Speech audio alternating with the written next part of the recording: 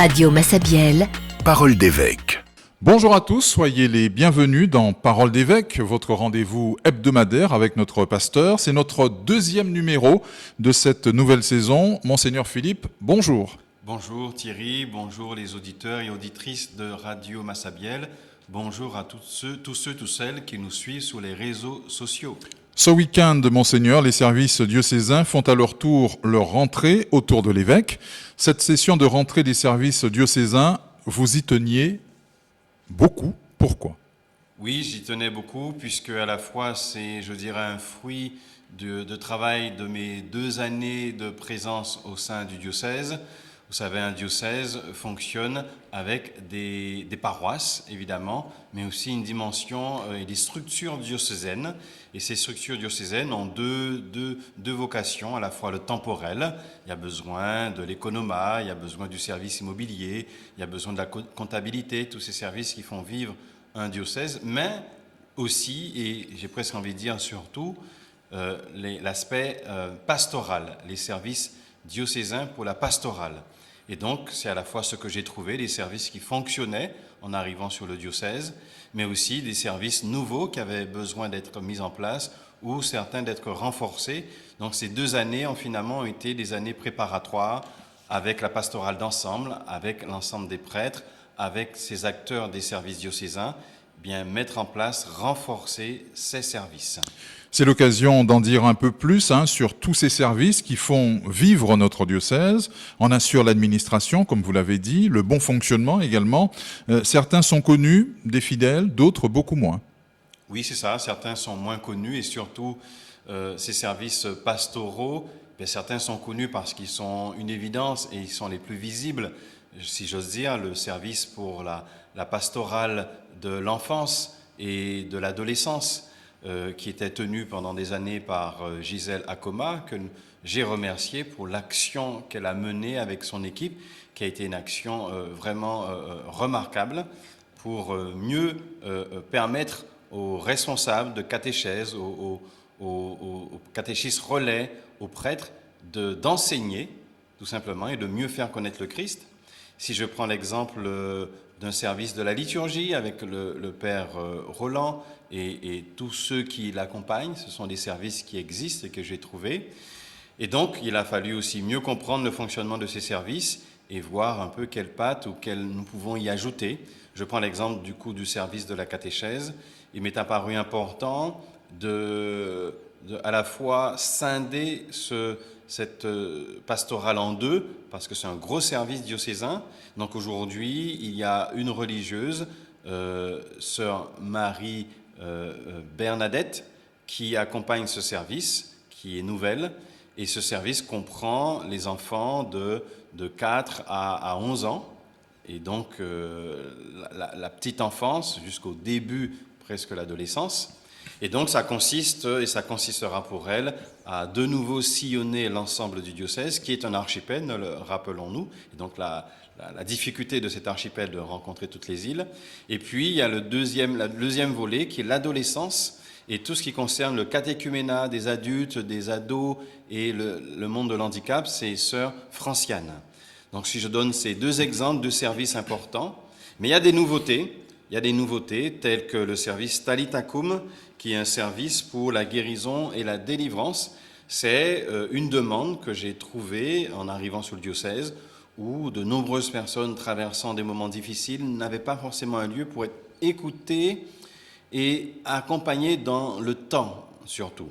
Écouter, ils pouvaient le trouver à travers les prêtres, puisque c'est notre fonction d'accompagner et d'écouter. On avait besoin de structurer ce service, parce que certaines fois, ça demande de passer du temps, que les personnes reviennent et de leur proposer tout ce service qui peut consister quelquefois à la guérison ou à la délivrance. Donc c'est un service fort qui a demandé de la préparation, qui a demandé de la formation, ce que nous avons fait avec le Père Sostène, qui est de la Martinique, et où en Martinique, il y avait déjà ce service existant. Voilà, je pourrais en donner d'autres. La pastorale de la santé et de la solidarité, ça c'est un nouveau service que j'ai tenu à mettre en place parce que le constat est que souvent, que j'ai fait notamment en faisant la visite pastorale, pour souvenir en visitant notamment tout ce qui est autour de la solidarité, le Secours catholique, Saint-Vincent de Paul, on voyait que souvent la santé conduisait à une dimension de dégradation de l'entourage un peu social. Voilà, l'entourage social. Et donc finalement, quelqu'un qui est en difficulté de santé pouvait aussi être en difficulté socialement, et vice-versa. Et donc, l'idée est d'associer ces deux services pour fédérer, pour aller encore plus loin dans cet aspect de solidarité et santé. Voilà un peu quelques services, mais il y en a d'autres qui sont en train d'être renforcés. Je terminerai par celui-ci pour ne pas être exhaustif, mais quand même le service de la formation que nous relançons au bout d'un an, eh bien, qui s'appelle « Être disciple et missionnaire ».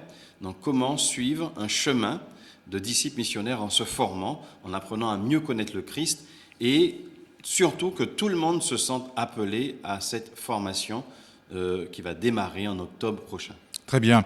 On l'aura compris, tous ces nouveaux services qui ont vu le jour, Monseigneur, visent à permettre à notre Église catholique en Guadeloupe de mieux remplir ses missions, d'être encore plus efficace.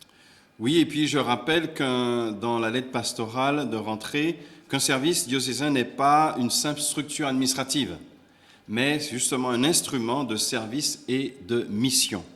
Voilà, aller dans le monde entier, proclamer l'Évangile à toutes les nations, Marc 16, 15. Donc je rappelle que la fonction d'un service diocésain, un service pastoral, c'est d'annoncer l'Évangile. Et pour garantir l'efficacité de tous ces services et qu'ils répondent aux attentes des fidèles, il est important que l'organisation générale fasse écho ou soit le reflet de votre devise épiscopale. C'est l'enjeu de la démarche ? Oui, l'enjeu de la démarche, à la fois cette devise épiscopale qui invite à l'unité, que tous soient un, mais pour que le monde croie. Voilà, la devise, il y a la suite. Cette unité qui est en Christ, c'est pour croire. Et donc cette unité suppose qu'il y ait une unité, qu'il y ait une cohérence, qu'il y ait une cohésion au sein des services. Et donc pour la première fois, je fais une rentrée justement des services diocésains qui aura lieu bientôt, ce week-end, pour dire aux services qu'ils ont besoin de se connaître aussi, ils ont besoin d'une cohésion, une cohérence, et donc cette unité, nous allons la vivre en passant une bonne demi-journée ensemble pour justement que chacun connaisse les objectifs des uns et des autres pour mieux en parler après. Le week-end dernier, les diacres ont également fait leur rentrée autour de vous durant toute une matinée. Quel message leur avez-vous délivré ? Alors, c'est un peu une mission de rentrée, comme pour les prêtres, un peu la rentrée pastorale, la rentrée des cartables, si j'ose dire. Déjà pour de nouveau vivre cette unité, puisque c'est avec les épouses que cette rentrée s'est effectuée, comme pour rappeler que la mission du diacre, comme je leur dis souvent, le premier lieu de la mission, le premier lieu de votre diaconat, c'est votre vie de famille. Une vie de famille, certes, personne n'est parfait, mais où vous devez appliquer cette invitation du Christ à aimer, à partager et à faire grandir les uns dans la foi et l'amour. Et donc, j'ai surtout partagé avec eux la lettre de rentrée pastorale qui venait de sortir, qui s'appelle « Avec Jésus-Christ en Église, participons et témoignons ». Donc j'ai lu cette lettre et on a discuté, partagé sur la notion de participation et de témoignage. Et puis nous avons longuement aussi partagé sur ce qui est sorti pour la vie diocésaine, le coutumier diocésain qui a pour vertu de rappeler ou d'unifier nos pratiques diocésaines. Donc ça a été ces deux grands axes de partage et d'échange avec les diacres permanents. Vous souhaitez, il faut le préciser, qu'il y ait davantage de diacres au sein de notre diocèse. Les candidats au diaconat permanent sont d'ailleurs invités à se manifester. C'est un appel que vous lancez. Oui, c'est un appel très clair que je lance au nom du baptême des hommes baptisés qui vont être et qui sont signes d'une église servante au cœur de leur vie, au cœur du travail, au cœur de leur présence associative. Alors bien sûr, on peut rétorquer qu'il n'y a pas besoin d'être diacre pour cela, c'est vrai, mais l'Église nous donne et nous a proposé, surtout à partir de Vatican II, a proposé ou a remis au bout du jour cette proposition ecclésiale que des hommes soient signes et témoins au cœur du monde d'une Église au service. Donc je souhaite que... Et puis je me dis que c'est aussi un signe fort de la dimension des hommes, la dimension de la famille. Et donc c'est pour cela que je souhaite que plus d'hommes osent entendre cet appel, que nous allons prendre le temps de vérifier, que nous allons prendre le temps d'accompagner. Donc un dépliant est en train d'être finalisé et qui sera distribué dans toutes les paroisses, qui dit clairement ce qu'est le diaconat permanent. Parfait. Revenons à présent, Monseigneur, sur ce beau moment d'église que nous avons vécu dimanche dernier à Routier, Capesterre-Belle-Eau, lors du traditionnel et très fervent pèlerinage de la Croix Glorieuse. Ce fut un grand moment. Oui, un grand moment d'église, un grand moment de pèlerinage, et l'année de pèlerinage, pèlerin d'espérance, est là aussi pour nous rappeler que marcher ensemble, c'est faire église, parce que c'est le sens même de ecclésia, c'est marcher ensemble. Marcher ensemble avec différents âges, jeunes, moins jeunes. Alors c'est sûr que le soleil piquait un peu, c'est aussi normal, hein, nous sommes sous les tropiques, si j'ose dire, mais c'est la marche de la foi. C'est surtout la marche de la foi et rappeler que le Christ est la croix glorieuse, la croix que nous devons suivre, c'est elle qui nous montre la direction, le chemin. Donc c'était le but dans cette dimension de communion, comme disait un peu le thème de ce rassemblement. Dans la communion, eh bien, suivons la croix du Christ, c'est elle qui nous donne l'unité. Donc toujours avec beaucoup de succès, de nombreux fidèles qui sont rassemblés, et c'était aussi l'occasion, cette double occasion d'installation du nouveau curé, le père Norbert Thibault. La veille de ce pèlerinage de la Croix Glorieuse, samedi dernier donc, Monseigneur Gabriel Malzer, archevêque de Castries, regagnait son diocèse après une escale de 24 heures au CPSO, où vous l'avez accueilli. On a pu apprécier vos progrès impressionnants en anglais. Impressionnant, vous exagérez un peu. Ah ben oui. Un peu, j'ose dire, mais surtout très heureux d'accueillir un confrère. Très heureux d'accueillir un confrère qui est Saint-Lucien, donc qui parle évidemment anglais, et le créole, vous avez pu le voir. Mais c'est surtout, effectivement, une prise de conscience pour moi que nous sommes dans un bassin caribéen. Le Caribbean, nous sommes caribéens finalement, qui est une des manières de nous définir. Nous sommes français, certes, mais nous sommes aussi caribéens. Et donc, la Caraïbe qui nous entoure, ce sont des évêques, pour la plupart anglophones. Donc nous, petits francophones noyés dans ce bassin caribéen, nous devons nous aligner pour mieux se faire comprendre. Et surtout, la fraternité, c'est par le langage. C'est par le langage. Donc j'étais très heureux d'accueillir Monseigneur Gabriel Malzer. Vous avez pu échanger un peu sur la vie de vos diocèses ? On a pu échanger un peu quand les évêques se voient, hein, ils échangent sur la vie de leur diocèse, sur leurs projets. Monseigneur Gabriel Malzer a un projet important qui est la construction d'un nouveau lieu d'habitation parce qu'il y a un lieu qui est un peu désuet et puis il souhaite augmenter la capacité d'accueil. Donc il a un projet très important pour la vie de lui en tant qu'évêque, mais le futur évêque qui arrivera aussi. Et puis on a partagé sur la vie des prêtres, sur les prêtres présents au sein du diocèse. Donc un peu les joies, les difficultés, mais surtout la mission du pasteur, d'un évêque au sein d'un diocèse. Quel lien souhaitez-vous, Monseigneur, avec les évêques de la Caraïbe ? On pense particulièrement à ceux des îles dont nous avons ici des ressortissants. Oui, il y a à la fois la grande et la petite Caraïbe. Hein.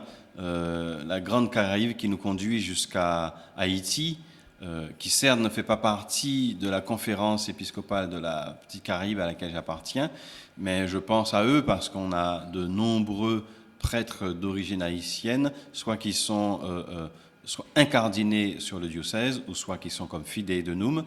Donc j'ai quelques liens via un peu ces évêques. Malheureusement, on ne peut pas partir en Haïti, j'aurais bien voulu, mais c'est compliqué. Et puis les autres évêques de la Caraïbe, c'est souvent les autres petites îles. Eh bien, nous avons des projets en commun, notamment de mener le synode sur la synodalité, dont le thème de participation en fait partie, nous avons décidé, sur les évêques de la Caraïbe, de continuer ce synode sur la synodalité qui rappelle aux baptisés que, au nom de notre baptême, nous vivons cette mission d'être partie prenante de notre Église. Et donc, c'est un des axes forts de la conférence épiscopale de la Caraïbe. Le week-end qui s'annonce sera très dense, comme le dernier d'ailleurs, avec pas moins de 3 installations de nouveaux curés à Massabielle, à Bémao et à Saint-Pierre-et-Saint-Paul. Oui, c'est la période qui est normale parce que de nouveaux curés, de nouveaux administrateurs pour leur paroisse, ces hommes qui vont guider une paroisse avec évidemment des laïcs. Et cette installation, comme je disais dimanche dernier, a un sens liturgique aussi, qui montre finalement que c'est au nom du Seigneur, au nom de l'Église, que le curé prend, ou l'administrateur prend cette fonction et cette charge. Avec un geste très beau, la Bible, la parole de Dieu, pour ceux qui ont assisté ou qui vont assister à une installation. Si vous n'avez pas encore fait, venez dans les différents lieux cités. Le prêtre met la main sur la Bible pour professer la foi et dire que c'est au nom de cette foi et en suivant l'Évangile qu'il va être le guide et le pasteur. Donc finalement, c'est le Christ le guide et le pasteur, qui est le prêtre, se met à la suite du Christ.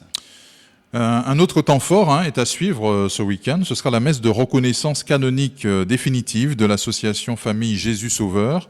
Ce sera dimanche après-midi à 15h à l'église de Petit-Bourg.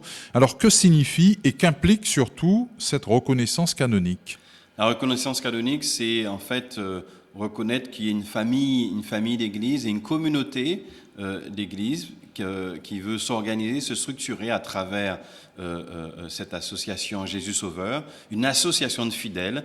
Et donc le droit canon permet de reconnaître cette association de fidèles et qui du coup se structure et s'organise mieux à la fois dans ce qu'elle propose depuis des années, d'où la reconnaissance, de reconnaître le travail fait par Jésus Sauveur, mais c'est surtout leur volonté de constituer un groupe de fidèles qu'on appelle l'association de fidèles, qui du coup se donne un peu plus de responsabilité dans la manière de conduire cette association Jésus Sauveur. Donc c'est ceux que l'on reconnaît et on dit que ça fait pleinement partie de l'Église et que du coup, forcément pour eux, il y a encore des exigences plus grandes au sein de l'Église. Il n'y a aucune obligation de franchir un pas d'association de fidèles.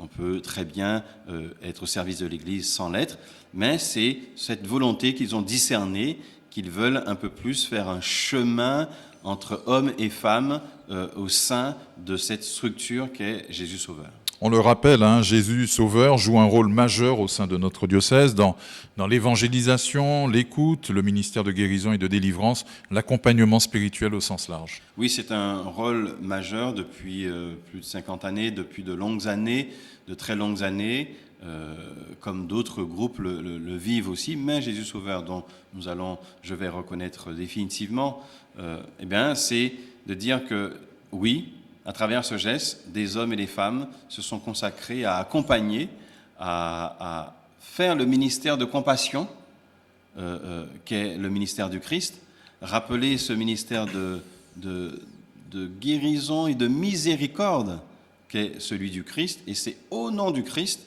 que ces hommes et ces femmes ont pu être de ceux qui écoutent, de ceux qui consolent, de ceux qui accompagnent, et au nom de l'Église, pour permettre à certains, ou un grand nombre, de vivre un chemin de guérison.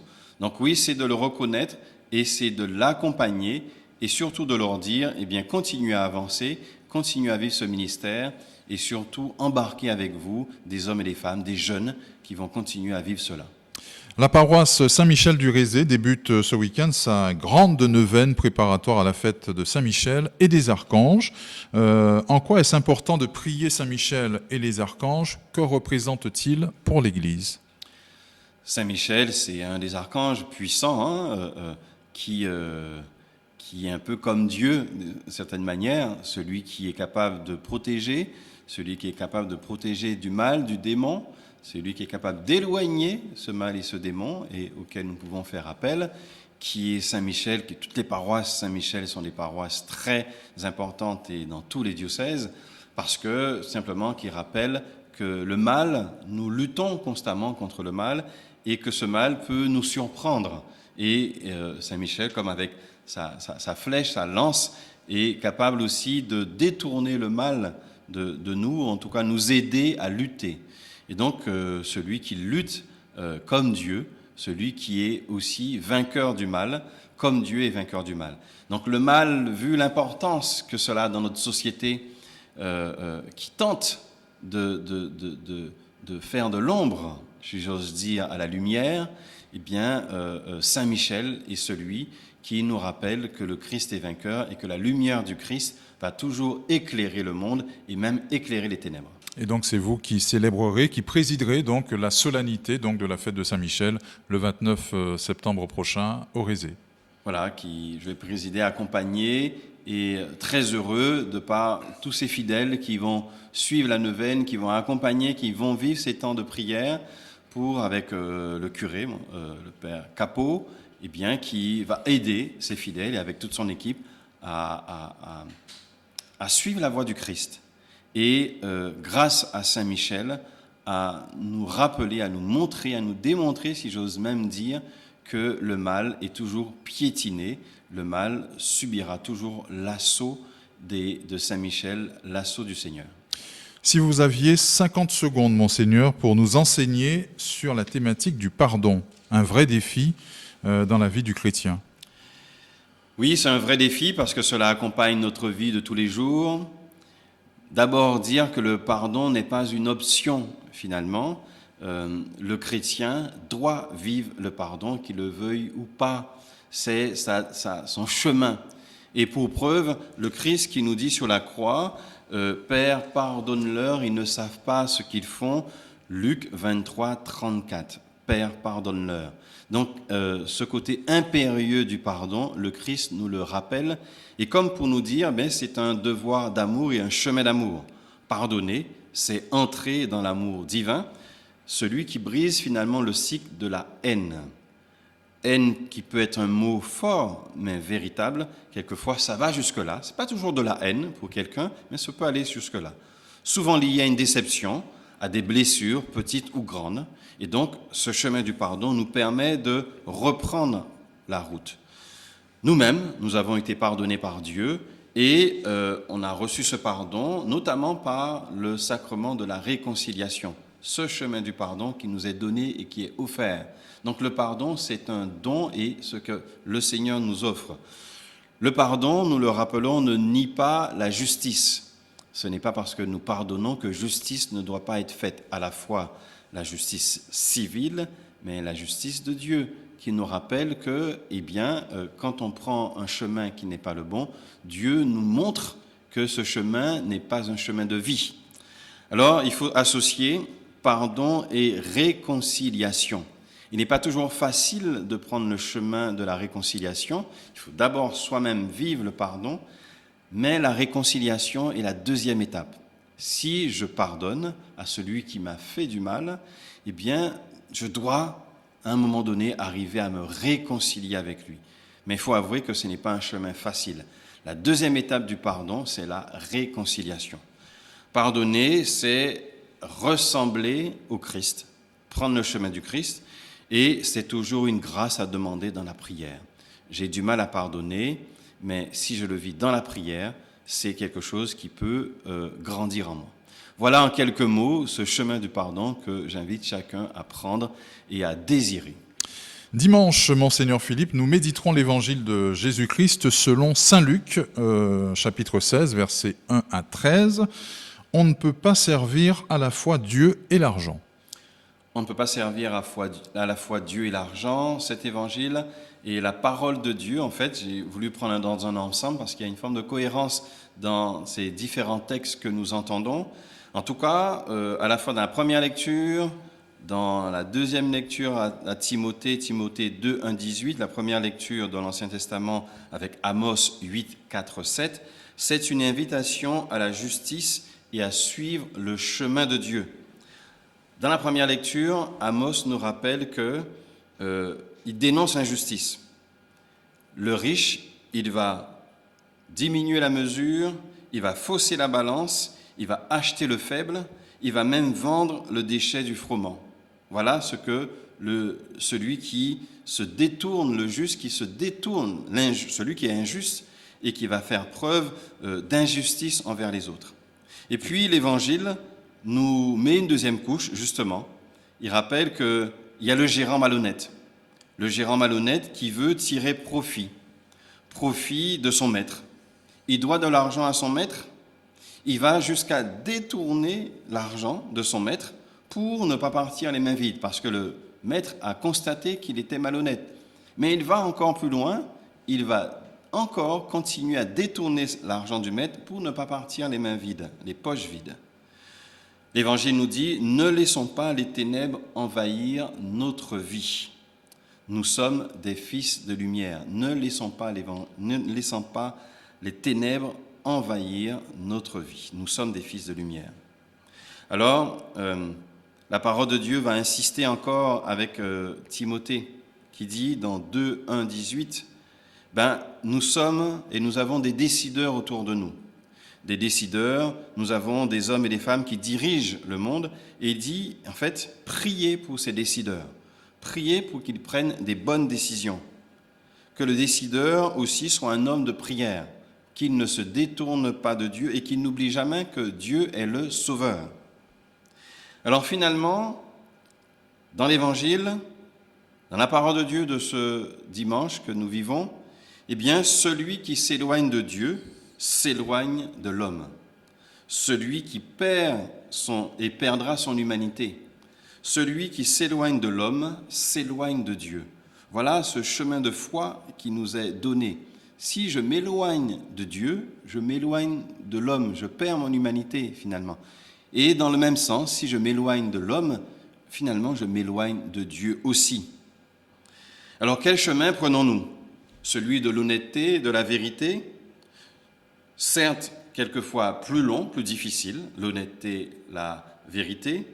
Ou est-ce que je prends le chemin de la malhonnêteté, me détourner de l'homme et faire de telle sorte que je veux asservir l'homme? Pour moi, la parole de Dieu et l'Évangile peut se résumer en le psaume 1. Le Seigneur connaît le chemin du juste, mais celui du méchant se perdra. C'est une invitation à prendre le chemin du juste. C'est là que Dieu nous attend.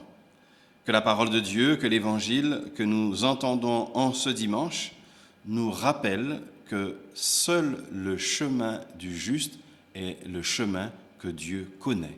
Alors, frères et sœurs, prenons ce chemin, c'est là que Dieu nous attend. Nous terminons, Monseigneur, par votre prière et votre bénédiction. Au nom du Père et du Fils et du Saint-Esprit, Amen. Seigneur Jésus, tu me rappelles aujourd'hui que nul ne peut servir de maître. Trop souvent, je me laisse séduire par l'argent, le confort ou la recherche de reconnaissance. Mais toi, tu m'invites à choisir la vraie liberté. Mettre ma confiance en toi seul, Seigneur. Apprends-moi à être fidèle dans les petites choses. C'est là que se prépare la fidélité dans les grandes choses et en toi, Seigneur. Donne-moi un cœur simple qui ne se laisse pas diviser entre toi et les idoles de ce monde. Seigneur, ouvre mes yeux, ouvre nos yeux, pour voir que tout bien matériel n'est qu'un moyen et que le vrai trésor, c'est toi, présent dans l'amour, la justice et le service des autres. Aide-moi, Seigneur, aide-nous à marcher chaque jour dans la vérité de ton évangile, pour que ma vie entière soit tournée vers ton royaume, toi qui vis et règnes avec le Père et le Saint-Esprit pour les siècles des siècles. Amen. Et que le Seigneur vous bénisse, le Père et le Fils et le Saint-Esprit. Amen.